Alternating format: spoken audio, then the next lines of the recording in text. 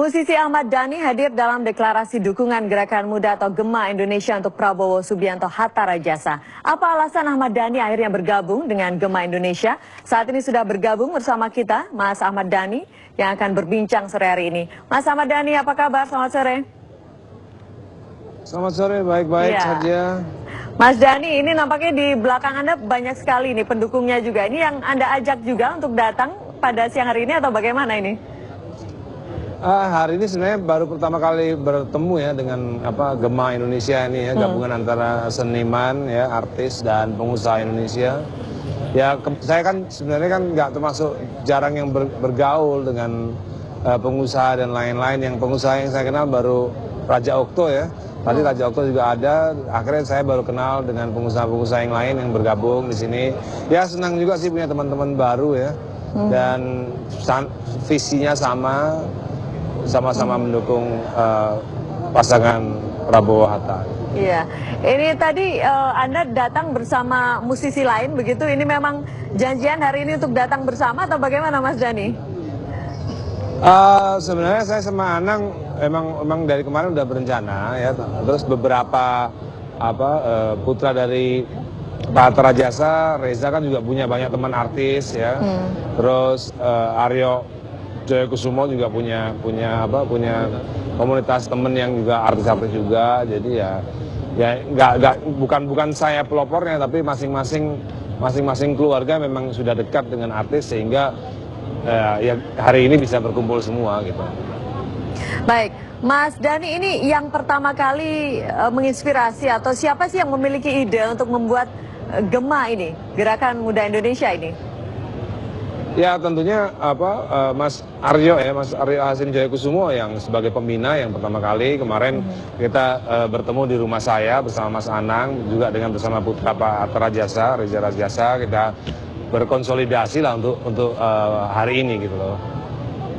Iya. Kemudian nanti kegiatan apa sih yang akan dilakukan dalam Gema ini? Bentuknya seperti apa, Mas Dhani? Ya. Bentuknya ya sebenarnya aktivitasnya pasti karena saya adalah seniman ya tentunya aktivitasnya adalah kaitannya dengan dunia entertainment ya karena saya bukan kapasitas saya berbicara politik ya tentunya saya hanya beraktivitas bersama Mas Anang dengan Gema ini ya tentunya dalam aktivitas saya sebagai seniman, begitupun juga dengan pengusaha-pengusaha seperti Raja Okto ya sebagai ketua HIPMI ya tentunya aktivitasnya tetap dalam dunia bisnis, jadi nggak ada hubungannya sama politik gitu. Ini kan katanya Anda juga akan didaftarkan ke KPU juga untuk menjadi Jurkamnas begitu. Nanti bentuknya seperti apa? Apakah dalam setiap konser Anda juga akan berkampanye begitu atau bagaimana, Mas Dhani? Ya sebenarnya saya punya hobi baru ya, hobi baru saya itu ngoceh kan. Karena keseringan kemarin di Indonesian Idol kan saya sering ngoceh. Ya kalau dikasih kerjaan jurkam ya itu mungkin salah satu hobi baru saya ngomong yang banyak kan jurkam kan banyak ngomong. Ya sekali-sekali nanti mencoba latihan ngomong melalui menjadi jurkam kalau misalnya diajak gitu. Oh iya. Jadi yes or no gitu ya Mas. Seperti di Indonesian Idol begitu Mas. Jadi nanti komentarnya yes. Saya banyak ngoceh gitu. Dan ini mungkin akan lebih banyak lagi nanti ngocehnya begitu Mas Dhani ya. Ya ngocehnya kali ini mungkin yang lebih berisi kan ya. Iya. Tapi sebenarnya ini menarik. Kenapa sih Mas Dhani akhirnya tertarik untuk bisa mendukung Pak Prabowo Hatta ini? Menurut Anda sosok Pak Prabowo ini seperti apa yang menarik Anda? Yang pertama ya Pak Prabowo Hatta itu yang pertama itu bisa disebut sebagai sahabat saya ya. Yang pertama tahun 2013 bulan Juni setahun yang lalu itu saya pernah berkunjung ke rumah Pak Prabowo, terus Pak Prabowo juga pernah berkunjung ke rumah saya. Begitupun juga dengan Bang Hatta ya. Bang Hatta juga pernah ulang tahun saya 26 Mei kemarin datang ke acara ulang tahun saya kan beberapa media infotainment kan juga meliput. Jadi sehingga Mas Prabowo dan Bang Hatta itu ada attachment tersendiri lah dengan saya gitu ya. Pastinya kan nggak mungkin nggak ada attachment ketika kedua manusia saling berkunjung dan lain-lain itu menjadi sesuatu yang wajar ketika saya pribadi dengan Mas Prabowo dan Bang Hatta itu mempunyai attachment pribadi gitu loh. Ngomong-ngomong karena Anda diajak. Sebenarnya itu yang paling simple, itu yang paling simple ya gitu. Karena sebenarnya karena Anda diajak atau atas ide Anda sendiri begitu untuk bisa mendukung pasangan Prabowo Hatta? Hatta ini? Pak Prabowo sih nggak, Mas Prabowo sih sebenarnya nggak pernah ngajak saya, nggak pernah ngajak saya karena beliau sangat menghormati profesi saya sebagai seniman ya, sebagai musisi. Ketika saya mendukung salah satu capres kan tentu ada apa plus minusnya ya, minusnya juga pasti nanti ketika misalnya Mas Prabowo nggak jadi presiden, pas nanti ada ini efeknya. Mas Prabowo tuh sangat mengerti sekali itu, sehingga sampai kemarin-kemarin Mas Prabowo sebenarnya nggak pernah mengajak saya gitu. Oh begitu ya. Jadi saya sendiri aja yang ya karena nomor satu ya secara emosional memang kita dekat gitu. Anda memang dekat dengan Pak Prabowo.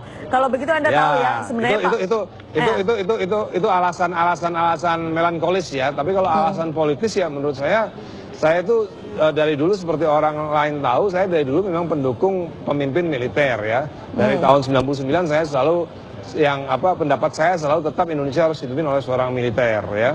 Dan kebetulan kali ini militernya adalah militer prajurit tempur ya. Jadi Mas Prabowo ini bukan hanya sekedar TNI, tapi beliau adalah prajurit tempur yang biasa bertempur. Beda prajurit yang sering pernah bertempur, prajurit tempur dan bukan itu beda.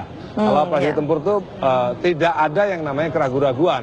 Karena kalau prajurit tempur keragu-ragu ditembak dulu, dia pasti udah mati dulu gitu. Jadi pilihan saya itu lebih memilih karena Pak Prabowo itu memang beliau adalah militer dan prajurit tempur. Jadi di backup sama seorang wakil presiden yang mumpuni sekali, mempunyai pengalaman yang sangat lama dalam dunia pemerintahan gitu ya. Tapi kalau jadi dari kedekatan pasangan yang pas. Yang pas begitu ya. Kalau dari kedekatan Anda, kami juga ingin mengetahui sebenarnya sosok Pak Prabowo ini seperti apa. Kalau dari sisi pertemanan begitu, apakah juga keras atau bagaimana? Nah ini yang saya saya cerita. Waktu pertama kali Mas Prabowo ke rumah saya, itu yang saya lihat, saya sangat kagum sekali dengan beliau ketika masuk ke rumah saya, sepatunya dilepas. Nah itu kan sisi manusiawi itu menunjukkan bahwa Mas Prabowo ini mempunyai etika yang sangat tinggi sekali. Ya, sangat tinggi sekali. Bukan hanya kita nggak bicara dengan egaliter, tapi beliau mempunyai satu standar etika dasar lah. Gitu ya. Saya nggak minta untuk melepas, tapi ya itu sudah memang udah nature-nya memang Mas Prabowo seperti itu. Ketika berbincang-bincang dengan mama saya langsung jatuh cinta sama Mas Prabowo. Jadi artinya memang sebagai manusia Mas Prabowo memang mempunyai pribadi yang menyenangkan gitu loh. Sampai ibu saya sendiri sampai senang. Lalu ketika saya tanya kepada anak saya Al Ghazali, kamu milih siapa presiden? Dia milih Prabowo. Terus anak saya yang kedua L, di picture BB-nya dipasang waktu Mas Prabowo ke rumah kan ada L, dia foto berdua, dipasang di BB-nya. Ini menunjukkan gejala-gejala memang secara manusia Mas Prabowo itu memang secara ini dididik oleh keluarga yang memang menjunjung tinggi nilai-nilai moral yang tinggi gitu loh.